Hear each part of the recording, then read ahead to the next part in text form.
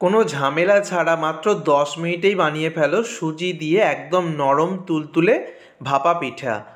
এই পিঠে একটা খেলেই কিন্তু একদম স্বাদ মুখে লেগে থাকবে, আর তৈরি করা ভীষণ সহজ, আর যতটা সুন্দর দেখতে হয়েছে খেতে তার থেকেও কিন্তু বেশি সুন্দর হয়। একদম নরম তুলতুলেই ভাপা পিঠে সুজি দিয়ে কিভাবে খুব সহজে বানাতে হবে তার জন্য ভিডিওটা একদম শেষ পর্যন্ত দেখতে থাকো। রেসিপিটার জন্য এখানে আমি 10 টাকা দামের প্যাকেট সুজি নিয়ে নিয়েছি। এখানে 150 গ্রাম সুজি রয়েছে, তো তোমরা চাইলে একটু পরিমাণটা বাড়িয়েও নিতে পারো। তো এই সুজির মধ্যে আমি দিয়ে দিচ্ছি 2 চামচ চিনি আর সামান্য লবণ।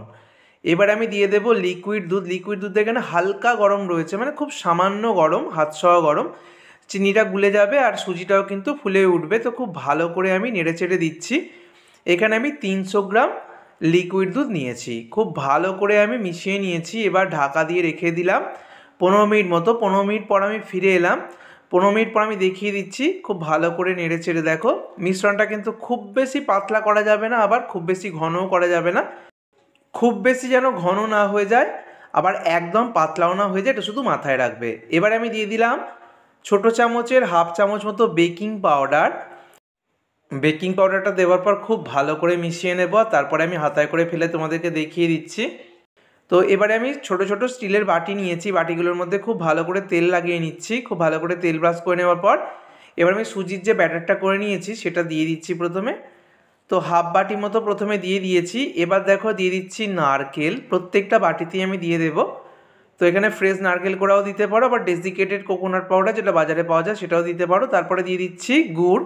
এখানে আমি খেজুরের গুড়ের পাটালি একদম ছোটো ছোটো করে টুকরো করে নিয়েছি, সেটা দিয়ে দিলাম। তারপরে আবার ওপর থেকে অল্প অল্প ব্যাটার দিয়ে কভার করে দেবো। একদম বাটিটা ভর্তি করবে না, খুব সামান্য খালি রাখবে, কারণ এগুলো কিন্তু ফুলে উঠবে। আর তারপরে বাটিগুলোকে এভাবে কভার করে নেওয়ার পর এভাবে করে একটু ঠুকে দেবে।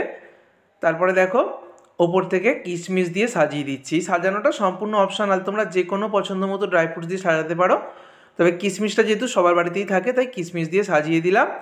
এবার এদিকে একটা পাত্রের মধ্যে আমি জল গরম হতে বসিয়ে দিয়েছিলাম, আর তার মধ্যে এরকম একটা ছিদ্রযুক্ত পাত্র বসিয়ে দিলাম। এবার তার উপর বাটিগুলো বসিয়ে দেবো, খুব সাবধানে বসিয়ে দিতে হবে বাটিগুলো। গ্যাসের ফ্লেমটাকে আমি মিডিয়াম টু হাইতে রেখেছি। এবার ঢাকা দিয়ে দেবো কড়াইটা। আর দেখো কড়াইয়ের যে ঢাকনার ওপরে যে ছিদ্রটা আছে সেটাকেও কিন্তু বন্ধ করে দিচ্ছি। এবার এগুলোকে মোটামুটি সময় নিয়ে করতে হবে, মোটামুটি 10 মিনিট মতো সময় দিলেই হয়ে যাবে। তাতে করে কিন্তু একদম পারফেক্টলি এগুলো হয়ে যাবে।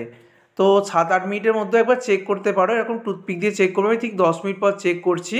দেখো একটা টুথপিককে ঢুকিয়ে দিলাম, তারপর বার করছি। দেখো টুথপিকের গায়ে কিন্তু কোনো অংশ লেগে নেই, তার মানেই কিন্তু একদম পারফেক্টলি হয়ে গেছে। চালের গুঁড়ির ভাপা পিঠে তৈরি করতে গেলে চালের গুঁড়ি তৈরি করা একটা ঝামেলা থাকে, তবে সুজি দিয়ে কিন্তু এরকম ইনস্ট্যান্ট তৈরি করে নেওয়া যায়।